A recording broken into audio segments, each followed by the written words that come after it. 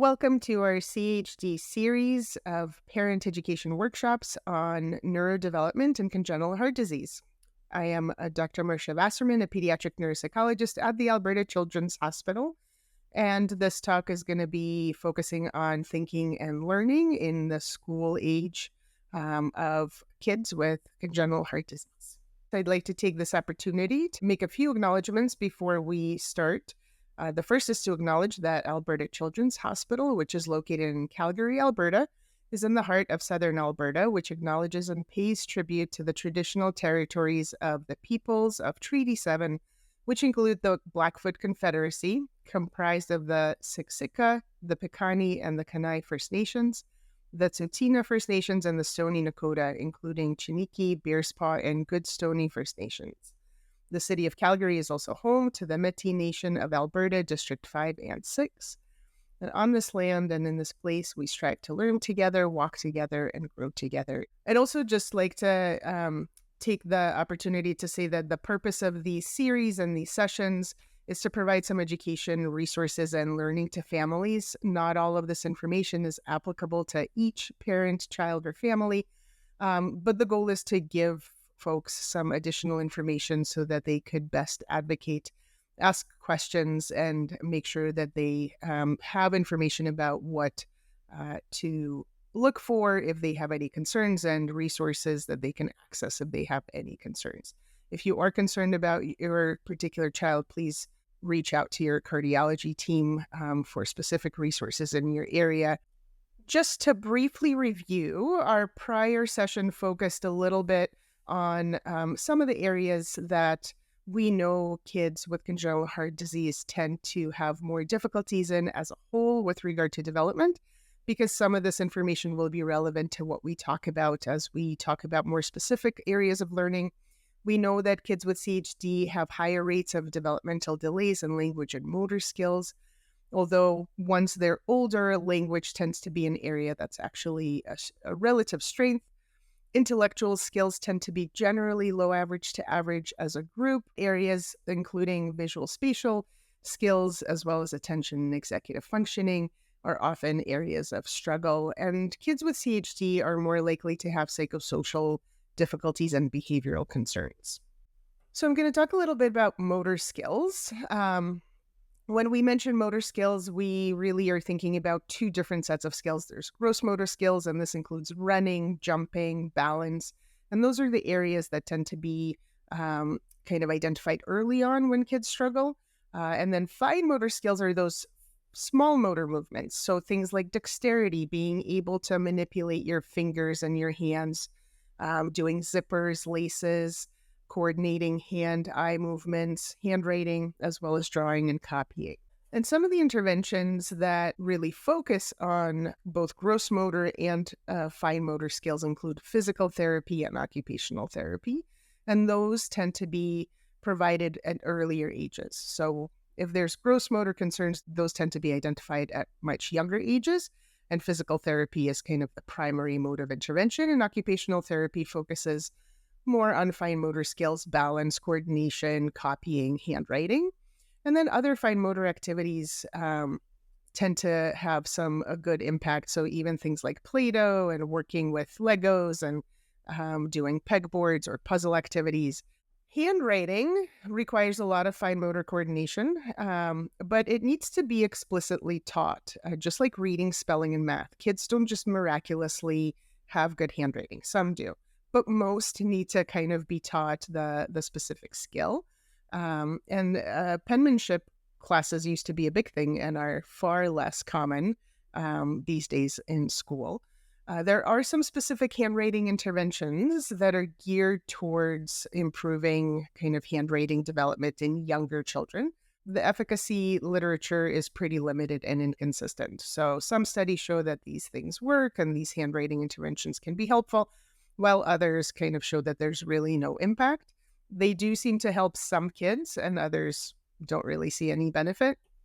So it's one of those things that we provide as a resource, but don't necessarily recommend very strongly because it does take a good amount of time.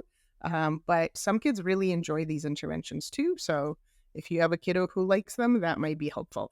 So the handwriting programs that we often recommend are Handwriting Without Tears is very common. It's used in a lot of school programs and school districts. The other two are Right Start Handwriting and Size Matters Handwriting. The links for those are on the slide. The next area I want to talk about is academic achievement.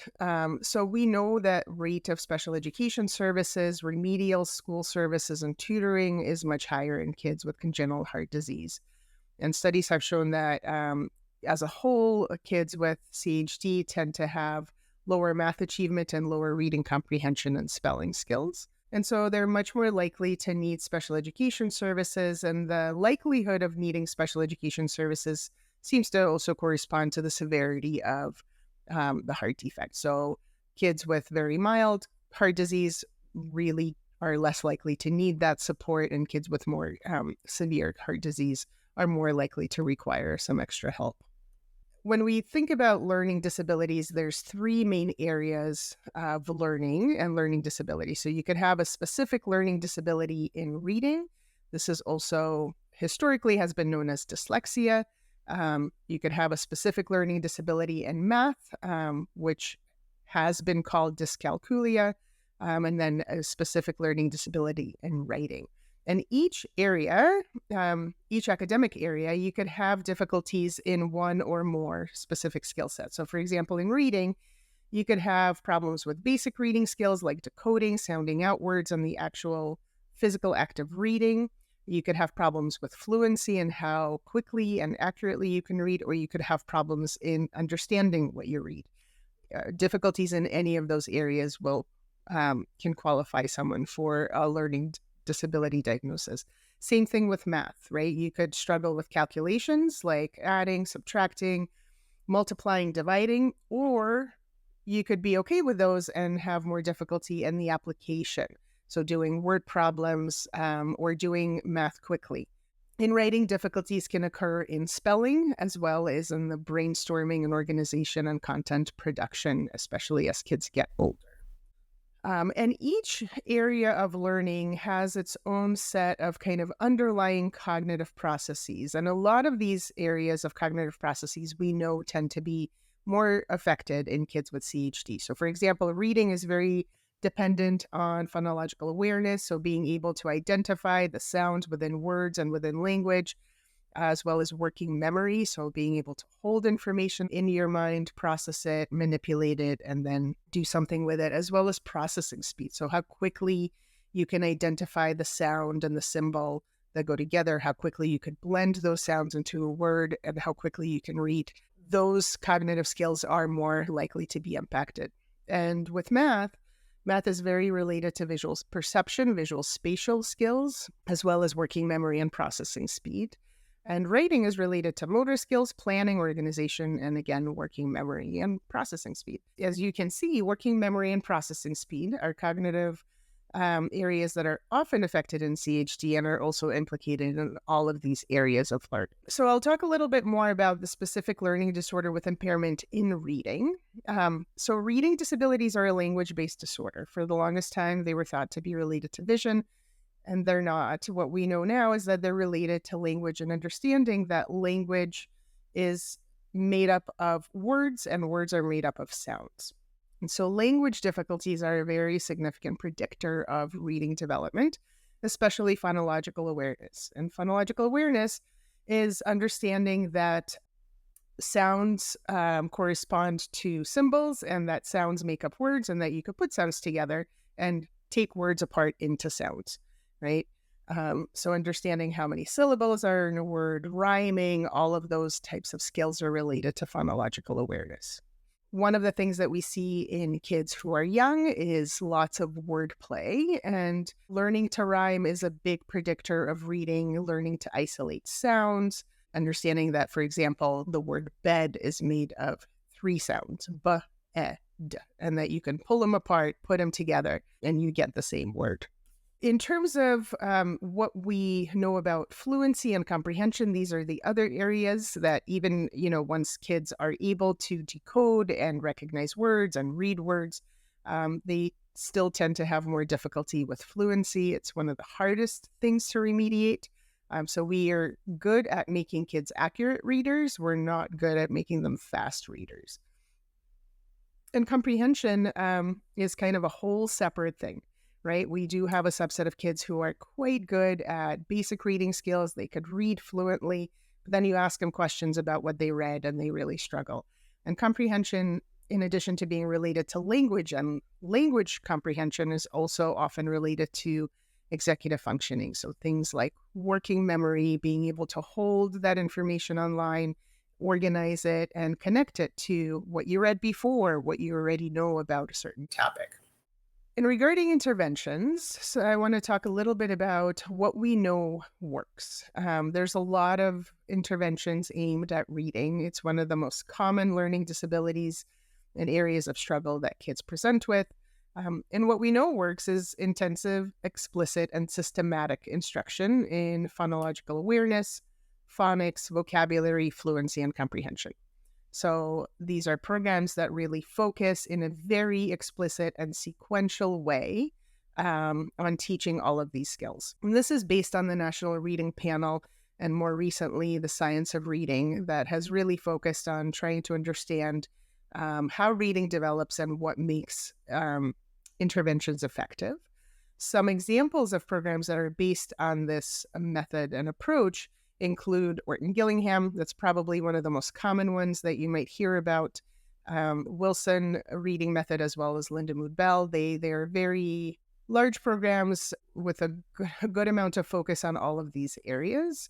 However, I want to also be clear that you don't need Orton Gillingham specifically to have a good, effective reading intervention, but it has to have all of the components.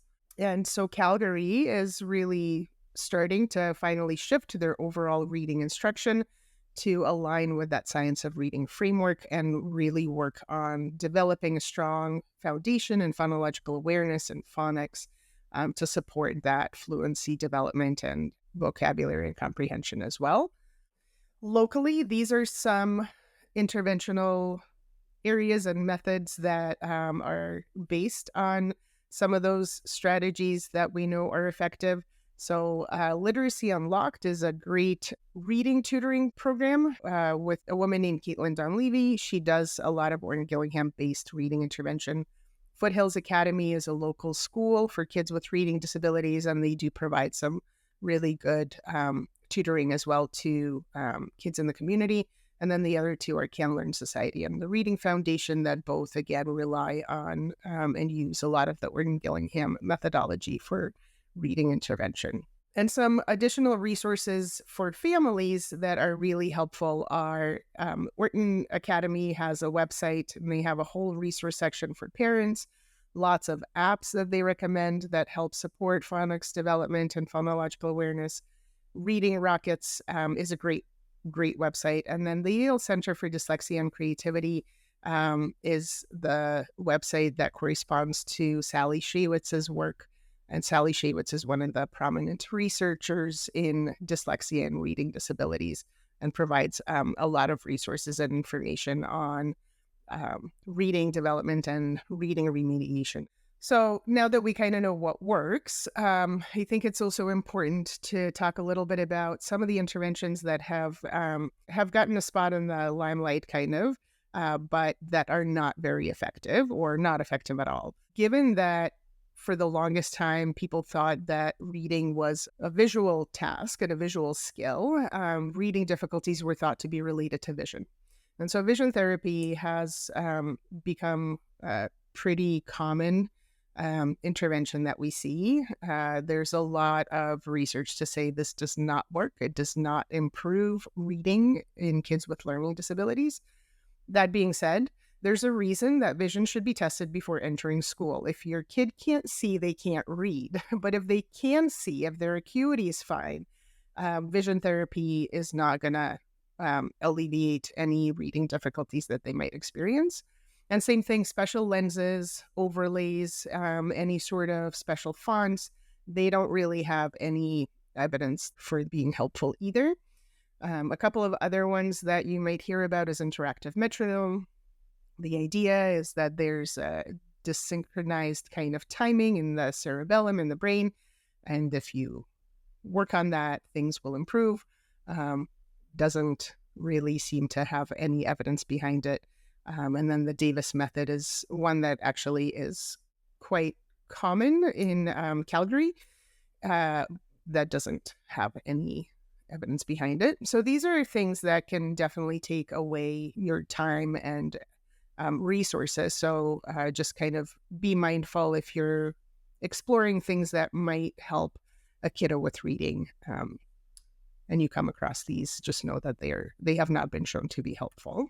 One of the things that is now a very common, not intervention, but a very common accommodation or support for kids with learning disabilities is assistive technology. Historically, assistive technology was really difficult to access because technology was not common.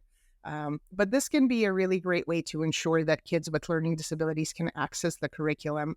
And some literature has actually shown improvements in reading skills with the use of assistive technology because it supports listening comprehension and language development. Some folks do worry about technology interfering with learning of basic skills. And so, there's definitely something to be said about wanting to ensure that kids are developing some of those basic skills, but we also want to think about what is the purpose of a particular task that we're asking them to do. So if we're wanting a kid to focus on handwriting and developing penmanship, then yes, handwriting needs to be part of that instruction. But if the purpose of an activity or an assignment is to see how much content that they can produce or what their ideas are, then having them handwrite an assignment is not going to be the most effective way of doing that. So assistive technology can definitely be great if you integrate it into a kiddo's curriculum and use it in a way that supports their learning and their ability to demonstrate their knowledge. And some of the assistive technologies that are really commonly used is audiobooks. In fact, I think audiobooks are just a way of life for many, many people, regardless of their learning skills. They're easily accessible.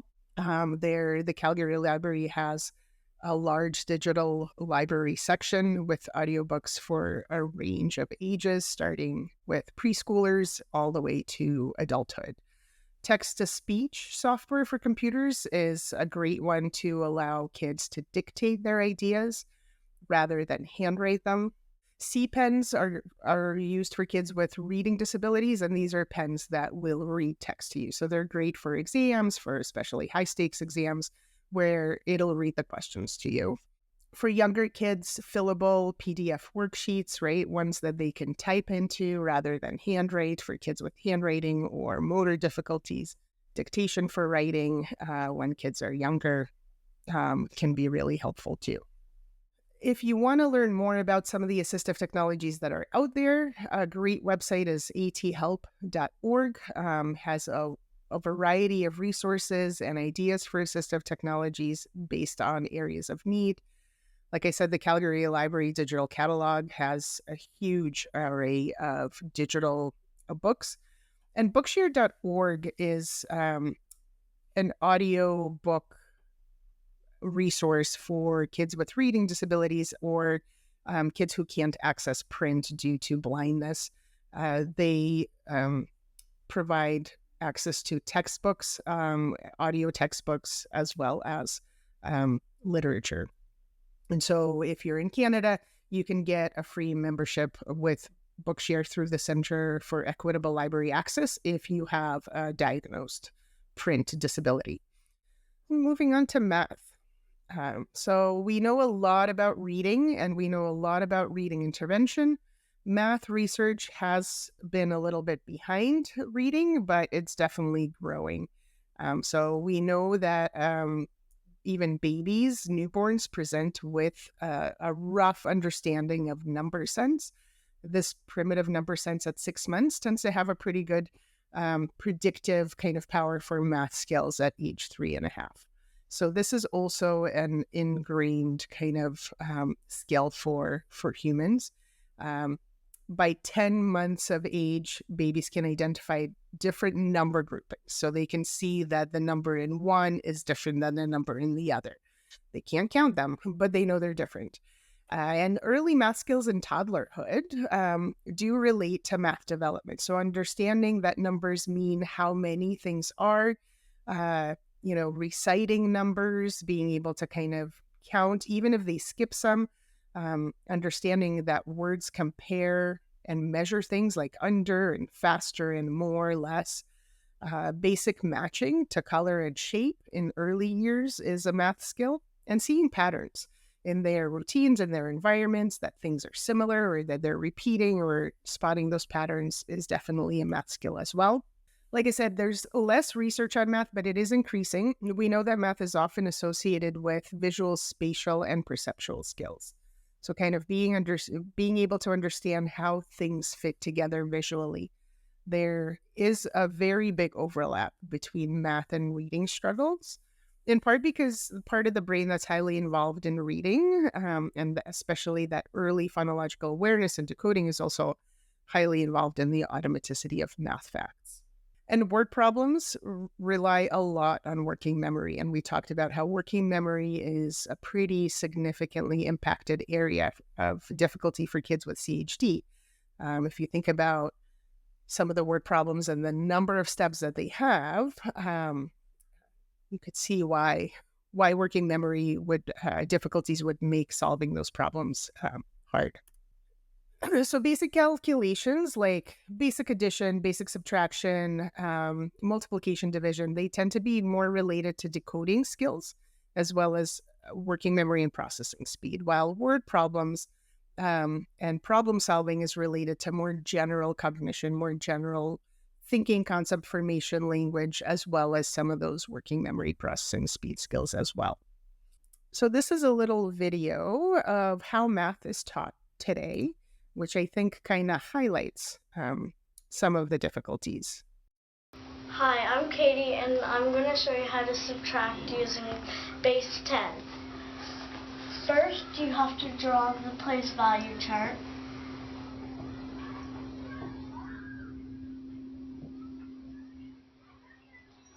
This is the thousands, hundreds, tens, and one position. First, I'm going to put the largest number, which is 9,104, in here. So I start off with the ones,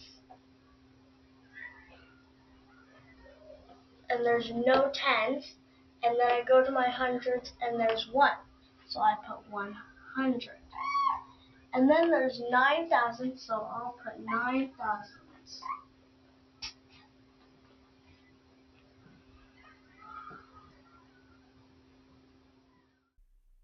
So I'm not going to play the whole video, but this is about a minute in, and we haven't even gotten to writing out the 9,104. And you can see that already there's lots of fine motor skill requirement, right? Drawing a cube is going to be hard for a lot of kids with fine motor difficulties. And this whole video of solving this one problem takes 3.5 minutes. So again, if you have a kiddo who has a hard time keeping track of what they're doing, who tends to work more slowly, you're talking about spending 5 minutes on a problem and then very likely getting the wrong answer because there's just too many steps. So working memory and processing speed are huge factors, as well as fine motor. So what do we do for math? What are some of the effective strategies for math intervention? We know that classroom instruction should have very similar components that we talked about with reading. So the National Mathematics Panel identified that most effective math interventions need to be explicit and systematic, right? They need to build on themselves. They need to be explicitly taught and follow a particular sequence. They need to be engaging. Kids need to want to learn and be interested in what they're learning. And they have to provide frequent opportunity for feedback. So math is a skill that does require feedback for you to know if you're doing it right. Computer-assisted instruction should be considered a useful tool in developing automaticity. So learning those basic math facts and becoming automatic with fact retrieval, multiplication tables, addition, subtraction. There are some computer-assisted instruction programs that can be helpful. And interestingly, computer programming can be a helpful tool to improving mathematics. So coding and learning some of those computer programming languages has been shown to have some positive effect. There are fewer options for evidence-based math intervention. There are some digital instruction options and online resources and some word problem-solving interventions. There are lots of technological tools like regular calculators, talking calculators, math notation tools, graphing paper, equation solving tools to kind of help you figure out how to approach a problem. So Khan Academy and IXL are online resources that are geared towards just general math learning and support. Pirate Math Equation Quest is a math problem-solving intervention that does have some good literature behind it, and so is Jump Math. So Jump Math is a research-based intervention program for math across the grades that's been shown to be quite helpful. Given that working memory problems are so common in kids with CHD and kids with math learning disabilities, one of the things that I often recommend is kind of a math recipe card. So basically making a little index card of here are the steps for this type of problem, and then providing an example of that type of problem so that a kiddo can then refer back to that card to see what are the steps I need to take to solve this type of problem. So they don't have to kind of keep it all in mind as they're working through it. Written expression, so writing. This is probably the most complex of academic skills, right? It requires multiple underlying cognitive skills, including motor skills, literacy, language, and executive functioning skills. So you need fine motor control for handwriting. Visual motor integration for copying, being able to plan the writing on a page. You need to have phonological awareness skills to support spelling. And as kids get older and move through the grades, there's more focus on composition. That's where executive functioning skills really start to take on more importance. We talked a little bit about handwriting interventions. Spelling, just like reading and math and handwriting, needs to be explicitly taught. Many kids do figure out spelling through reading, but just as many kids don't. And the English language, a lot of it is not phonetic. And so you need to learn some of those just word forms that you have to memorize. Self-regulated strategy development is a great approach to teaching kids written expression skills. It really focuses on self-regulation, goal setting, monitoring your performance, and then using self-instruction and self-reinforcement for the purpose of producing writing. It's individualized to each student, and it does encourage some active collaboration with peers. So it's a great intervention that can be used in a group setting. And then dictation and graphic organizers are assistive tools that can really support content production. So things that allow kids to visualize what they want to write about, what order they want to put their writing in, and then dictating minimizes some of the fine motor skills that we talked about. So the next area I want to kind of focus on is attention. This is a big area of struggle for a lot of kids with CHD. And when we talk about attention, we're talking about quite a wide range of skills. There's different types of attention. Working memory is one type of attention. So being able to kind of hold information in mind. If I tell you 3 things to do, being able to remember all 3 things while you do it, that's working memory. There's auditory attention versus visual attention, being able to divide your attention between things, right? When you're in a classroom, being able to divide your attention between listening to the teacher, looking at the board, and writing notes down. That requires a lot of divided attention. Shifting of attention is being able to kind of shift flexibly between one thing and another. And then sustained attention, that's, I think, what most people think of as attention, is being able to stay focused on something for a prolonged period of time. When we talk about attention, executive functioning is kind of the next in line because they do go hand in hand. And executive functioning is an umbrella term. It covers quite a range of different skills.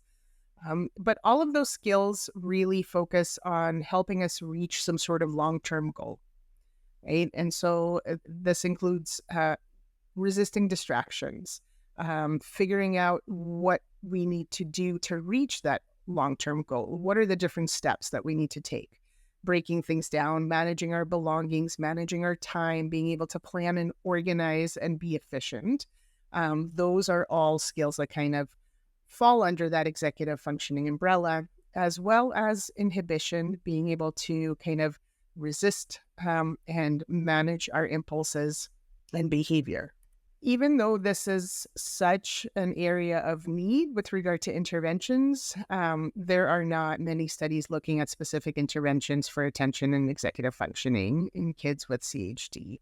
Most of the literature that's come out on attention and executive functioning interventions comes out of the brain injury and cognitive rehabilitation kind of literature. There are some working memory training programs that have been developed that have been explored, and CogMed is one of them, and that's probably the most widely known. Unfortunately, they have not been shown to be super effective. So CogMed seems to be pretty good at improving the specific task that it's teaching. So, for example, one of the games in CogMed is looking at numbers and then typing them in order on the screen. And so kids do the program and then they get better at typing long strings of numbers on the screen. Unfortunately, it doesn't translate into any real life types of skills like improving their working memory in daily life or in school. So it hasn't really been a super effective approach.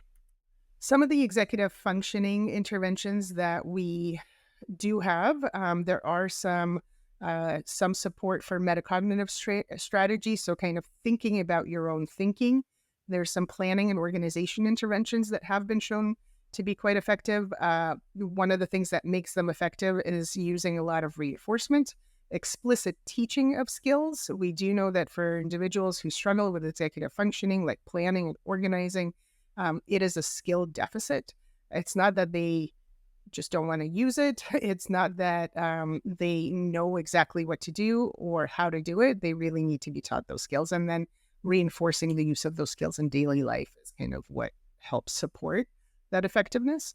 And executive functioning is highly influenced by other factors, which include stress, mood, anxiety, social concerns. So addressing all of those areas is really important.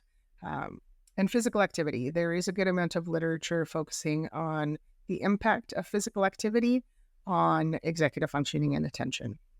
It seems to have quite a positive effect. So what are some of the common diagnoses that we see in kids with CHD? ADHD is one of them, and that's attention deficit hyperactivity disorder. There's 3 different subtypes. There's the kids who are hyperactive, they're impulsive. Those tend to be the younger kids who kind of walk into a room and tear it apart. They're bouncing off the walls, they're super active, they're super impulsive, and they come to our attention at much younger ages. And then there's kids who are what we call predominantly inattentive. So these are the kids that they're disorganized, they have a hard time focusing, they're distractible, they're sitting, trying to do their homework, and, 5 minutes later, they're looking out the window or they are, getting a drink of water. And so those are the kids who really struggle with that sustained focus, attention, executive functioning, organization. And then there's kids who have both an attention disorganization piece as well as the hyperactive and impulsive piece. The next little square, DCD, so that's developmental coordination disorder. So this is the fine motor difficulties that kids struggle with. So handwriting, being able to do zippers and buttons and shoelaces.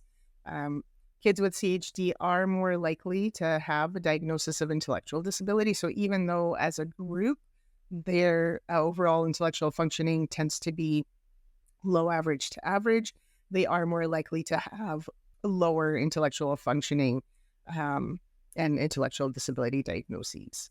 And autism is also quite a common diagnosis in kids with CHD, with some studies citing, upwards of 40% of kids with complex CHD having an autism diagnosis. So like I said, intellectual disability is characterized kind of by significant difficulties in intellectual functioning and adaptive behavior. So adaptive behavior looks at your ability to function at an age-appropriate level and as a group, even though they generally have low average to average IQ, those with more severe diagnoses as a group do demonstrate lower intellectual functioning. And again, this does not mean that every child with CHD or even severe CHD will have lower IQ. There's lots of kids with very complex heart disease that have absolutely normal intellectual functioning. So it is a multifactorial kind of process. However, there are higher rates in this group of intellectual deficits overall. We talked a little bit already about ADHD, right, and the 3 different subtypes. ADHD is quite common among this group. Some of the treatments that are recommended, medication is definitely a first-line treatment for a lot of kids with attention deficits, especially when they have that hyperactive and impulsive symptoms. Medications can be quite effective. They're not necessarily contraindicated for kids with CHD. So it is an intervention that is often recommended as well. However, medications obviously do come with side effects and risks, and they don't address things like executive functioning difficulties. So medications are great at making kids less hyper, less impulsive, giving them a bit more stamina and kind of focus. But they don't improve organizational skills. They don't improve your ability to plan and kind of keep track of things, right? So those areas are still needing some support. Environmental structuring is often used in kids with ADHD, so kind of making sure that they get lots of breaks, that they have access to physical activity, that we're reducing distractions when they're in a classroom, making sure they're not sitting in the back of the room or near the door or near the window. And then behavior therapy has been shown to have some positive impact on behavioral struggles. So parent management, parent training programs focusing on teaching parents strategies for addressing some of the behavioral concerns that might come up. And the executive functioning interventions that I had talked about, some of the planning and organizational strategies are definitely something that are often necessary for kids with ADHD. Some of the other ADHD treatments that you might come across, diet is a big one that is talked about.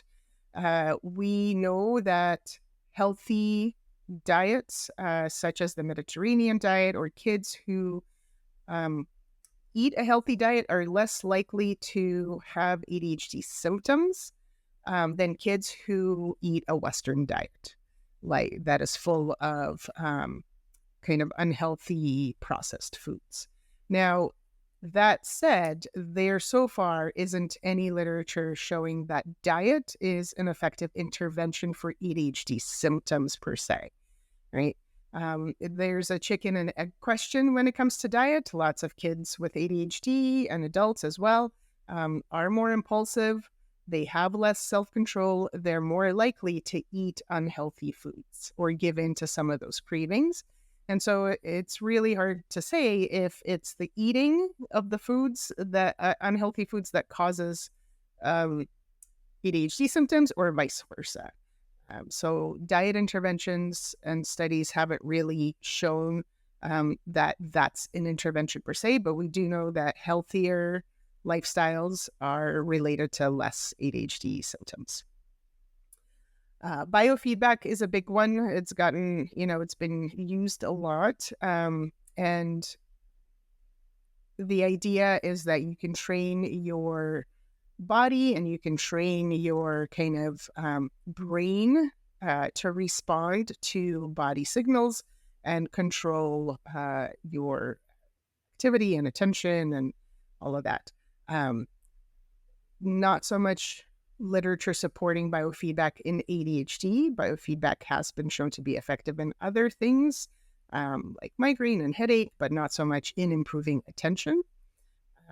Physical activity, I already talked a little bit about. There is increasing literature demonstrating that rigorous physical activity is related to improvements in ADHD symptoms and improvements in executive functioning. It does seem to kind of work on a more immediate basis. So if you do physical activity today, it doesn't mean that your attention is going to be great in 2 weeks. It means that your attention is going to be better tomorrow. So that's why, physical activity is super important. I am a big proponent of not taking away recess for kids with attention problems because they didn't do their work or because they struggled with behavior. They absolutely need that opportunity to move to support their attention throughout the day. So taking that away is only going to backfire. The literature on mindfulness has been growing. There is some literature showing that mindfulness practice can have some positive effect on attention symptoms. The jury's still out. That literature is still new and growing, but definitely something that is worth exploring because it has lots of other benefits and doesn't seem to have any negative side effects aside from time. Autism is also a pretty common diagnosis in kids with CHD, and autism is a wide spectrum, but it has two main areas of struggles. One is persistent difficulties with social communication and social interaction, which includes poor social emotional reciprocity, difficulties with nonverbal communication, and difficulties in developing and maintaining relationships. And then the second part of that diagnosis is restricted and repetitive patterns of behavior or interest. And that includes kind of stereotyped motor movements or speech, repetitive speech, insistence on sameness and being very inflexible with routines. Things have to be done in a very specific way and you can't deviate from it. Highly restricted interests. Those are the kids who kind of, all conversations lead back to their topic of interest. It's Thomas the Train and all Thomas the Train at all times. And when you try to start a conversation, it still somehow comes back to Thomas the Train. And then sensory hypo or hypersensitivities are also very, very common in kids with autism, and that's one of the potential diagnostic criteria. Intervention for kids with autism has to be multidisciplinary, given the communication difficulties that kids with autism often have. Speech-language therapy is really important. Physical and occupational therapies are often used as well. Applied behavior analysis has been shown to be super effective, and that's really kind of teaching skills in a very direct, explicit way, using, again, lots of reinforcements. Social skills interventions, there are a couple of effective ones that have been shown to be quite beneficial for kids with social skills deficits. Using visual supports, given language difficulties, using visual tools, visual schedules, visual timers can be really helpful. And then social thinking programs, teaching kids with autism to think about other people's thinking and using social stories. So these are kind of little books that you can develop about a particular event or a particular skill that they're learning that gives them all the information that they need in a visually kind of accessible way. So some of the resources that we have related to this informational talk is there is a brochure with some of the information from this talk, as well as resources and programs that I discussed throughout that will be accessible.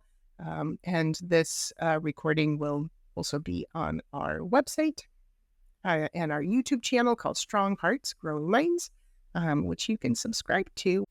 Thank you for joining us. If you want to learn more about neurodevelopment and mental health and congenital heart disease, please subscribe to our YouTube channel and follow us on Instagram. We are called Strong Hearts, Growing Minds.